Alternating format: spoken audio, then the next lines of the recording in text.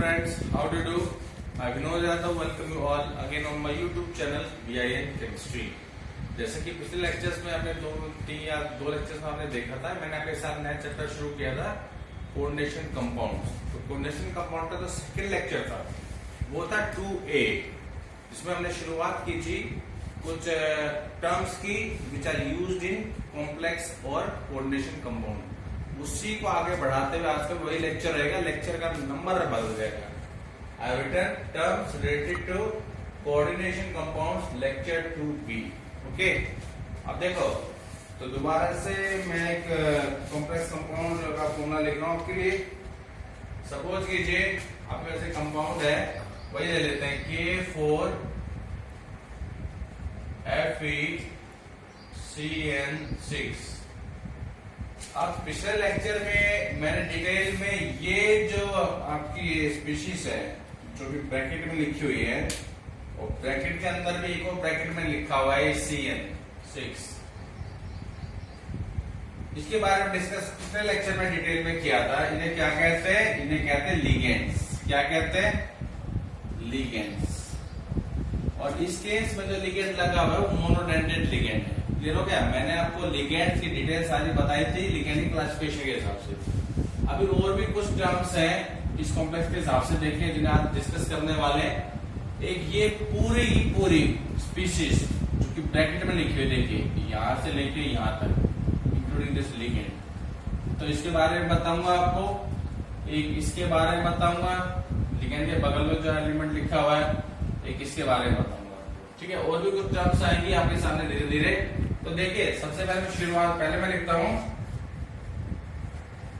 Coordination entity. क्या लिखा है? Coordination entity.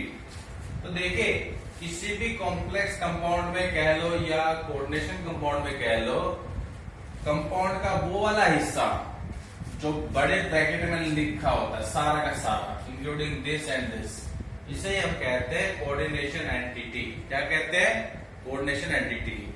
Okay, I mean to say the part of the compound which has been written in the square bracket is simply known as coordination entity. Clear हो गया होगा? अगला मैं heading डाल रहा हूं सेंट्रल मेटल आयन। कौन सी डाल ली है? Central metal ion.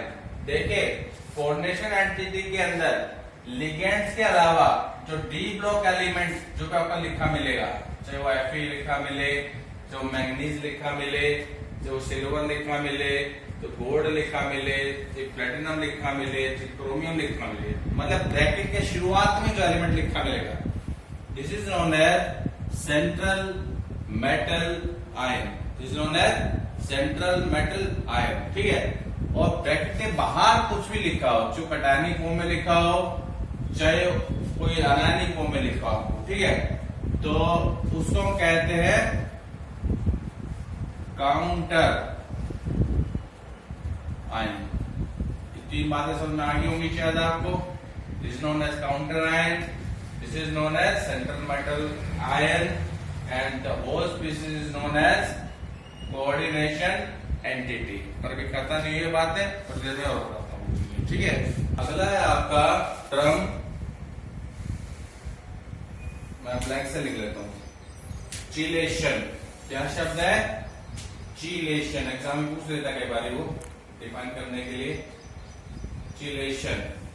देखिए तो चिलेशन जो वर्ड है ये होता है लिगेंड्स के लिए। किसके लिए यूज होता है? लिगेंड्स के लिए। और किस तरह के लिगेंड्स के लिए? मोनोडेंटेड लिगेंड को छोड़ के जितने भी आपके पॉलीडेंटेड लिगेंड्स हैं, चाहे वो बाइडेंटेट हो, चाहे वो ट्राइडेंटेट हो, चाहे वो टेट्राडेंटेट हो, चाहे पेंटाडेंटेट हो, चाहे हेक्साडेंटेट हो, मींस पॉलीडेंटेड लिगेंड्स। ये शब्द पॉलीडेंटेड लिगेंड्स के लिए, ठीक है। आई मीन टू से सपोज कर मैं एग्जांपल के तौर पे लेता हूं, इथाइलिन डाइमीन ले लेता हूं, CH2 NH2 NH2। अब पिछले लेक्चर में कहा था कि this ligand has two donor nitrogen atoms which can easily form two coordinate bonds with the central metal atom. तो ये जो टेंडेंसी होती है किसी पॉलीडेंटेड लिगेंड की, जिसकी हेल्प से वो अपने अंदर प्रेजेंट दो डोनर एटम्स की मदद से, दो या दो से ज्यादा भी हो सकते हैं, एक्स्ट्रा 6 भी हो सकते हैं, तो एक से अधिक डोनर एटम्स की मदद से जितने ज्यादा वो कोऑर्डिनेट बॉन्ड बना सकता है उसे कहते हैं लिगेंड की चीलेशन। क्या कहते हैं? लिगेंड की चीलेशन। क्लियर हो गया होगा? And the number of donating groups denotes the next term denticity of the ligand.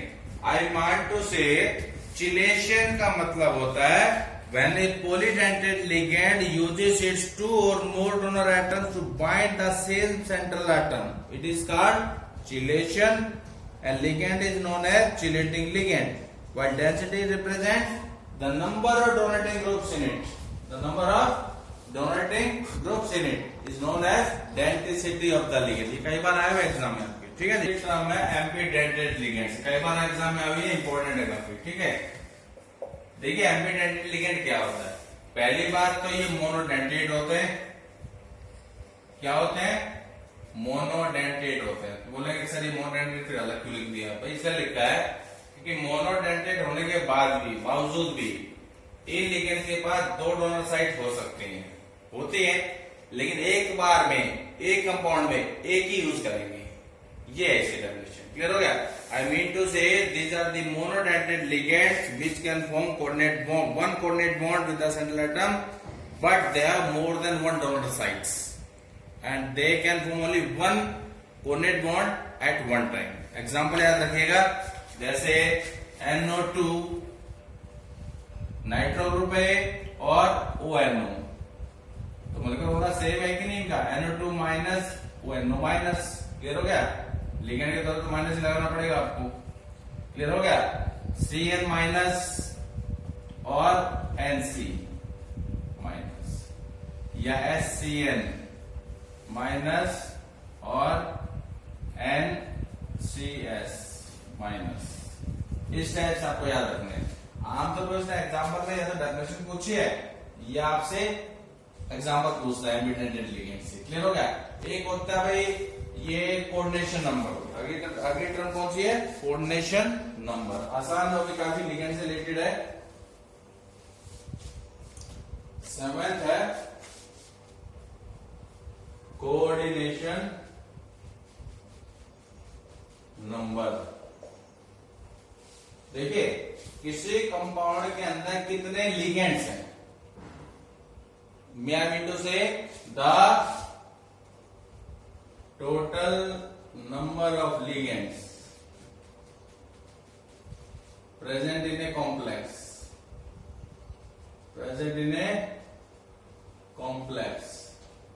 denotes the coordination number. Clear हो गया? It is the total number of ligands attached to the central metal ion. Clear हो गया? अब जैसे मान लो इसका मान लो उसने ये एग्जांपल दे दिया आपको एग्जाम में, K4FeCN6, and it just asks you to write down the coordination number of the complex. So simply you have to write down the answer as 6 because only 6 ligands are there. Simple. जो bidentate हो एक है तो coordination number 1 हो जाएगा। Clear हो गया? Okay. अगले दो टर्म है देखिए, एक में तो होमोलिटिक कॉम्प्लेक्स और एक होता है हेटेरोलिटिक कॉम्प्लेक्स। हेटेरोलिटिक कॉम्प्लेक्स आसान है। देखिए अगर किसी कॉम्प्लेक्स कंपाउंड के ब्रैकेट वाले हिस्से, I mean to say coordination entity वाले हिस्से में अगर central metal ion is bound to only one kind of donor atoms, mean central atom को अगर एक ही तरह का लिगेंड घेर रहा है, एक ही तरह के डोनर एटम के द्वारा घेर रहा है, तो such complexes are known as homoleptic complex. Example यहां उठा सकते हैं FeCN6 4 माइनस। क्लियर हो गया आपको? दूसरा इसका अपोजिट है हेटेरोलैप्टिक कॉम्प्लेक्स। अगर किसी कॉम्प्लेक्स के अंदर सेंट्रल एटम को दो अलग अलग डोनर एटम से घेर रखा है, अलग अलग टाइप के, ठीक है, उसे हम कह देते हैं हेटेरोलैप्टिक कॉम्प्लेक्सेस। क्लियर हो गया?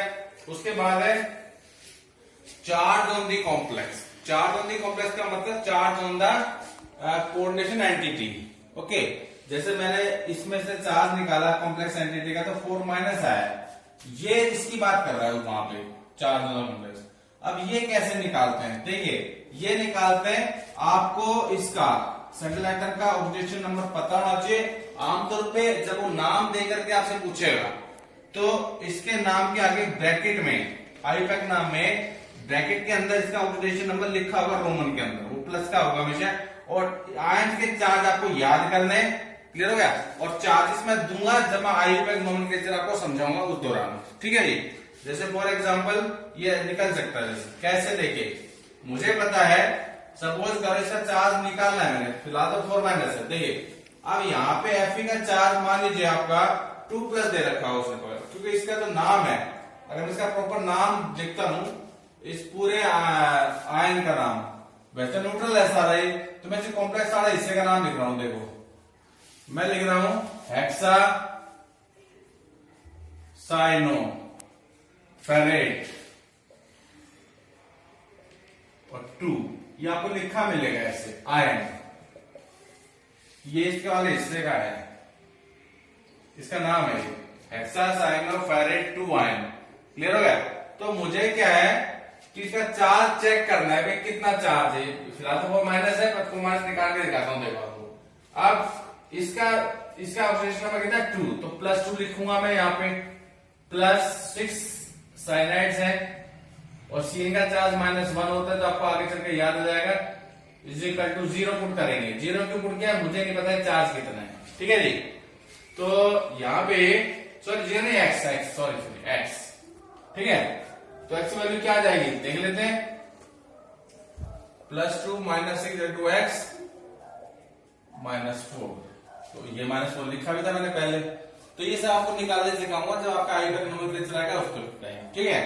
और ये ऑक्सीडेशन नंबर है ही सेंट्रल मेटल आयन का। अगर मान लीजिए आपको ये दे रखा है, फॉर्मूला दे दिया और फिर आपसे निकलाएगा भाई Fe का ऑक्सीडेशन नंबर आप निकाल के दिखा दीजिए, तब कैसे निकालेंगे देखो जरा यहाँ पे ऊपर। इसका निकालना है, x मान लेंगे, +6 × -1 इज इक्वल टू -4, क्या निकालूंगा -4। तो ऐसे x की वैल्यू क्या हो जाएगी, -4 + 6 + 2, यानी ये फेरस आयन बस ऑक्सीजन नंबर सेंटर। तो इस तरीके से आपको सारे जो ये जितनी मैंने टर्म्स आपको 2 लेक्चर में समझाई हैं, इनको यहाँ से सुनने के बाद आप लेक्चर को बुक से जरूर रीड कीजिएगा, फिर आपको बात आराम समझ में आएंगी। तो इसके बाद मैं आईपैक नोमेनक्लेचर स्टार्ट करूंगा, जब आपको ये सब निकालने आ जाएंगे, charge on the complex, oxygen number of the central metal ion etcetera. अच्छा एक और गड़बड़ हुई थी पिछले लेक्चर में, उसमें सही कर देता हूँ। जब मैं आपको बाइडेंटेड लिगेंड समझा रहा था, उसमें एक लिगेंड का एग्जांपल आता है, उसमें ये अपना बाइपिरिडिन, तो बाइपिरिडिन का स्ट्रक्चर ने गलती से ऐसे लिख दिया था N